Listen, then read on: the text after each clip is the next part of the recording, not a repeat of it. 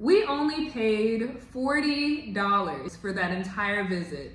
So in comparison to the US, like if I didn't have insurance, I would have had to pay $378.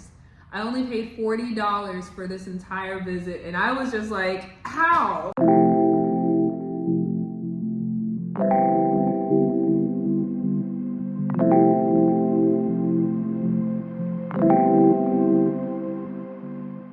I'm Kai.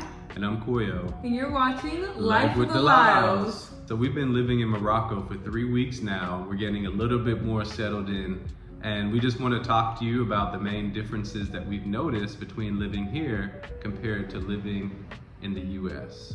But before we dive into this week's episode, we want to make sure that you all like, comment, and subscribe. And make sure that you hit the notification bell so that you get notified every time our video comes out on Mondays. When we were initially planning to move to Morocco, we were not expecting. But 3 months prior to our move, we found out we were having a little baby girl. Surprise, surprise. Needless to say, this added a lot more logistics and research behind our move, particularly in finding a doctor in Morocco. One of the main concerns about me being pregnant abroad was being able to find a doctor that was not only good, but also somebody that spoke English, and also just factoring in the cost of each monthly visit. So one of the main advantages that we have over here is Kai has a cousin that's been living in Morocco for the past, I'd say several years. And so she was able to give us so much advice, would just really put our mind at ease and really filling in those gaps that we were really worried about. Some of the advice that she had given me was making sure that I brought all my prenatals with me from the US, some of the best healthcare and doctors being in Rabat, outlining the cost of OB visits. Needless to say, she was a lifesaver. She sure was. My cousin had recommended a good OB in Rabat, and so we figured, well, that checks that off the list. We don't have to think about that when we get to Morocco. Once we got to Morocco, things changed a little bit. Since this is my first pregnancy, I'm still getting used to all of the changes that are happening in my body. I had a particular concern that I wanted to receive immediate care for, and I didn't think that driving about an hour out to Rabat was a wise move, so I wanted to find somebody that was a little bit closer. One night at about 9-10 p.m., I was like, okay, I need to get some care immediately. So I ended up just going on Google and typing in OB in Tangier, and I clicked on the first listing that came up, and it was this amazing doctor. I didn't know that she was amazing at the time, but I clicked on her name and I called her via WhatsApp, and she answered. I was not expecting to get anybody considering it was that late at night. And she's like, hey, I'm closed, but I can give you the help that you need. You can come in tomorrow, which was shocking to me. That would never happen in the US. Yeah, in the US, usually it takes you at least a month or two to be seen by an OB, and I was immediately seen the next day. Another cool thing too is you was able to talk directly to her. Yeah, because usually you go through the nursing system or whatever company that, you're dealing with in the US, and I was able to talk to her directly. The next day we get to the appointment, and the office itself is very, very clean. Mm-hmm. It's very quaint. They have nice music playing in the background, little bird sounds going. So it's a very calming environment, especially with my anxiety from just making sure that everything was okay with the baby. And even the staff was so friendly. The receptionist didn't necessarily speak a ton of English, but she was just so kind and trying to make sure that she was able to get us checked in properly. So we were finally able to see the doctor, and she spent the most time I've ever spent with an OB in my entire life. Usually an OB in the US, you'll see them for about 5 to 10 minutes after about a 45-minute wait. But with this doctor, we were there for about an hour, and she was so thorough. She made sure that nothing went unchecked. She was asking all the questions. She allowed me to ask questions, and it was just the best experience I had ever had. And not even just at an OB appointment, but just with a doctor in general. Yeah. And on top of that, she was able to really give a lot more insights into the holistic aspect of my health, especially with being pregnant. So usually doctors, they'll just say, hey, if there's an issue that you have, just take some medication. Yeah, no, she was so thorough. Like, she went into not only what she saw from her scans, but she was going into the actual diet that Kai needs to have. She was talking about things like, you know, eating artichokes to help her with this, or taking apple cider vinegar to help with that. And I'm like, this struck me because, again, in the US, most of the medical advice that we get is usually prescription related. And it was just amazing to where she was able to talk about the lifestyle that we needed to live, or that would be most healthy for the baby.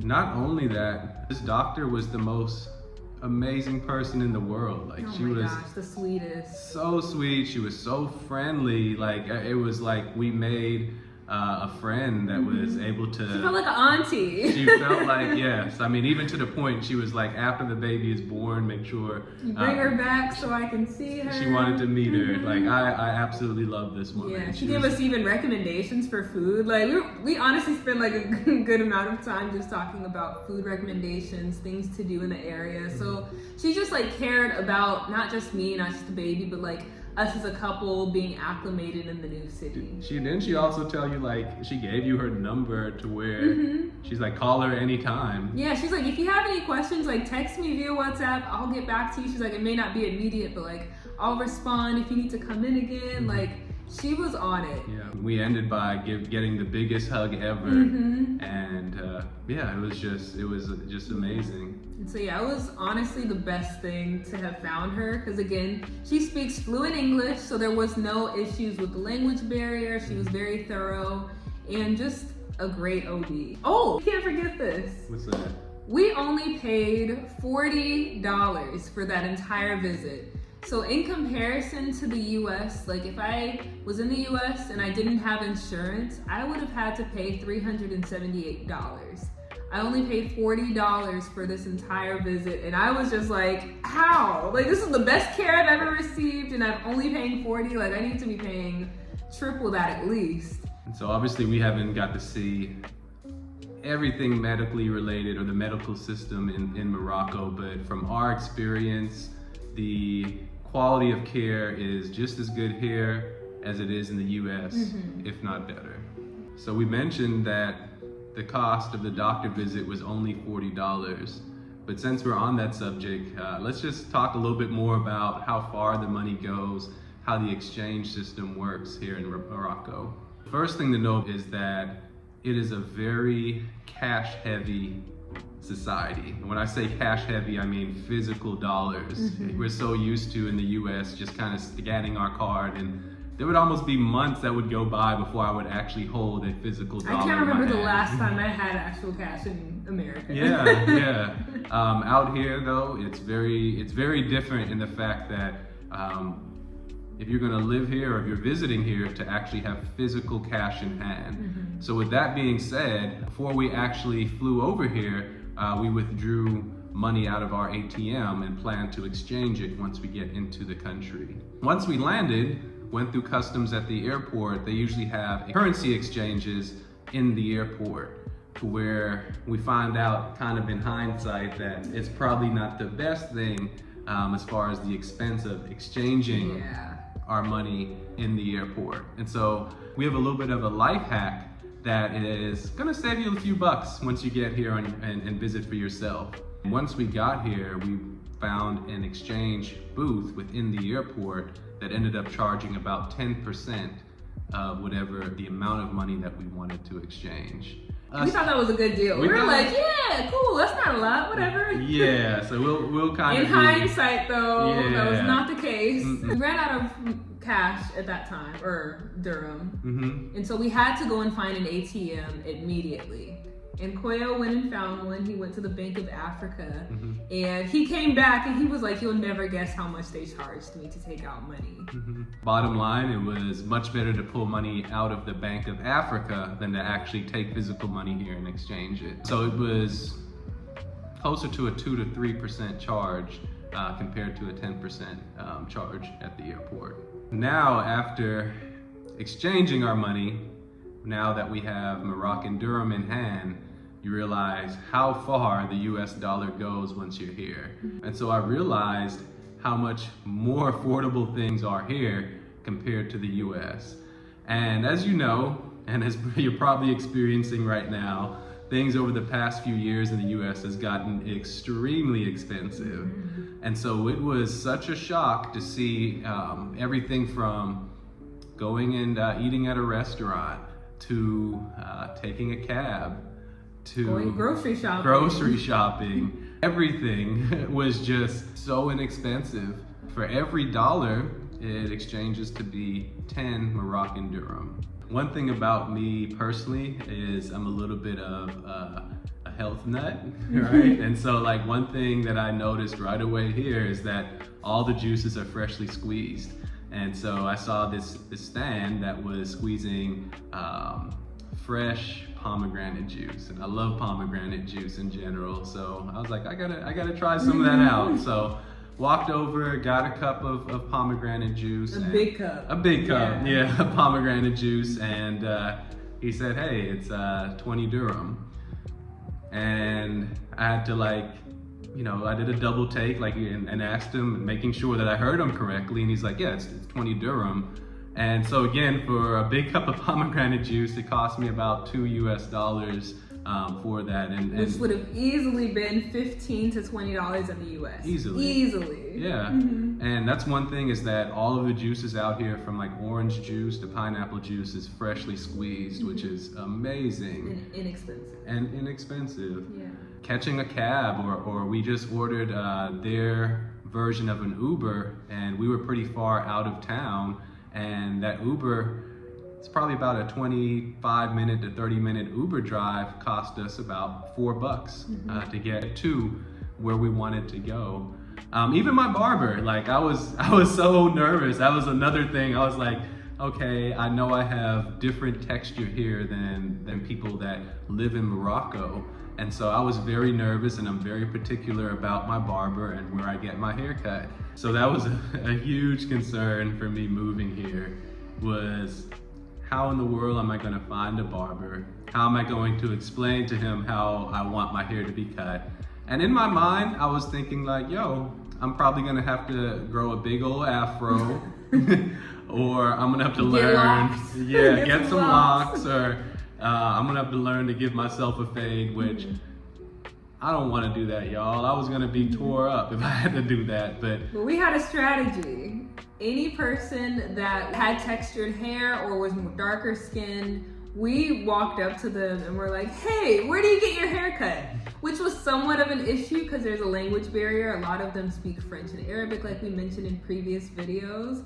But we were able to communicate enough for people to kind of know what we were saying. We found this one particular gentleman who had an amazing haircut. I was asking him, I was like, where do you get your haircut at? And he showed me the location, and I just walked in, got my haircut, great haircut. And how much was it? It was $5. And how much do they charge you in the US, in Vegas specifically? Oh, it was $40 plus a tip.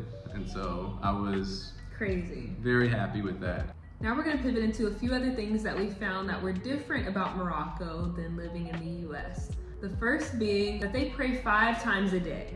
If you don't know, Morocco is a predominantly Muslim country. That actually is their national religion. And so they pray 5 times a day. You'll notice that there will be different mosques around wherever you live in all of the cities, and they will do prayers. And so this will go on from anywhere from 5 to 10 minutes to on Friday when they have their worship service, it'll be about an hour-long prayer and worship service. So you will be hearing that. What she means as far as hearing that is that they usually pray over a loudspeaker to where the entire surrounding community will be able to hear. And so we didn't know that was a thing. Yeah, I wasn't really expecting it, and it wasn't just, It's not the most shocking thing in the world, but it's just when you hear it, you're gonna be like, oh, okay, gotcha. Yeah. I know what I'm hearing now. Yeah. Another thing is the apps. So there are 2 popular apps out here, very similar to US apps. So in the US, we have Uber Eats, DoorDash. Over here in Morocco, they have an app called Glovo. Similar to DoorDash, where they can deliver groceries as well as meals. We've been using it predominantly for ordering our meals. And when I tell you, it is the best thing. So not only is food inexpensive here, like we just shared, the food arrives so quick. So in the US, when you order something through DoorDash, it could take anywhere from 30 to 45 minutes plus. Usually the order's wrong too. And usually the order is wrong, it's cold, you're mad at that point. You'll find somebody took a bite out of your sandwich. But here, that is not the case. Your food arrives so fast. Like, I would say you would get it within the next 15 minutes after you order, and it's so hot. I haven't had any issues with my order being wrong. It's the best, honestly. It really feels like the food gets here quicker through Glovo than it would be if we were sitting in a restaurant. Right. Waiting for it. Another app that we've come to love is the InDrive app. So this is similar to Uber or Lyft. And this is a taxi service that we ended up using a few days ago. And it only cost us $3 to $4. And on that particular app, you can kind of negotiate the price. So it gives you like a low set price to get from point A to point B. But if no driver is accepting to pick you up, then you can kind of bump up the price a little bit more to kind of bargain to get somebody to come get you. But it's still relatively cheap. Like, you're not gonna pay a lot more than $5, $10 to get around. It's truly an amazing app. So those are two good apps to have on your phone when you come to Morocco.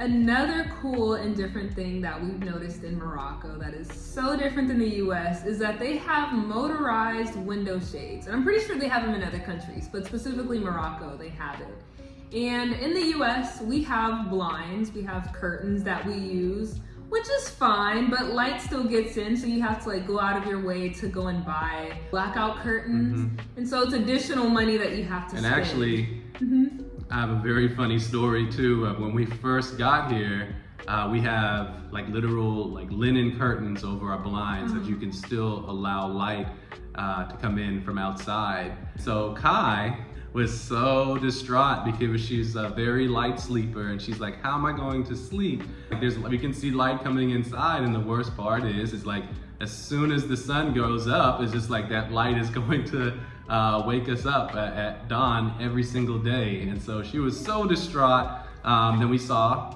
this button on a wall. Yeah, it looks like a light switch. It looks like a light switch. We were very confused as to what it was, and so I started to click it, and like this, like I just hear this machine sound moving, and I'm like, what is happening? What am I pressing right now? And it's just the automatic or the electric window shield just coming down, and I'm like, oh my gosh, this is a blackout curtain type thing. And it was the best thing because it made the room so dark, and I was just the happiest You would I've have ever think been. she won $1,000. Like, she was so happy. But it's such a neat concept. And I almost think like, hey, why don't they have these in hurricane risk areas like Florida, to where instead of boarding up your windows, you can literally push a button and there's this metal protection or sheeting, almost like a garage door, that covers your windows. Yeah. Another thing that's different about Morocco is that there are no dryers in the apartments. They have dryers here, but in the furnished apartments, traditionally they only have a washing machine. Yeah, and a lot of times you will have to go and hang up your linens either on a clothing line or on a hanger or something like that within your home to air dry everything. And so that's something that's different.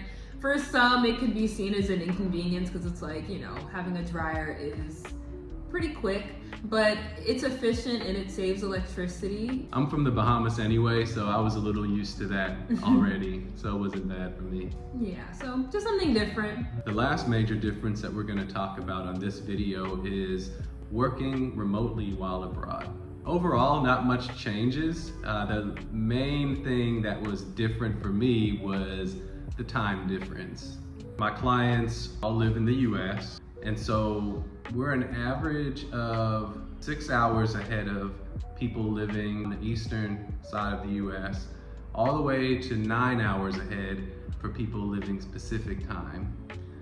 And so that basically meant I was going to go from a 9 to 5 to a 4 to 12.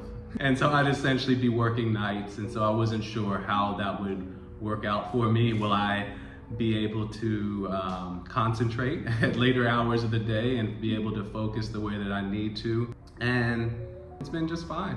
I adapted pretty easily. I don't really even it doesn't feel like it's 12 o'clock at night when I'm having a meeting. It's pretty helpful too that we're in Morocco. Tangier specifically, I feel like they are a late night place. That's true. At least we're in the downtown area. Yeah. And so people are not even really moving until later at night. It trips me out to like walk past a coffee shop at 10 or 11 o'clock at night and people are drinking espresso and still drinking coffee at 11 or 12 at night. It's a late night culture here in general. So I'm pretty much fitting in with the ebbs and flows of the city by working that late anyway. So that concludes this week's episode of Life with the Lyles. Make sure that you like, subscribe, and hit that notification bell. And leave a comment of what you think would be the most difficult part of you personally living and moving to another city abroad.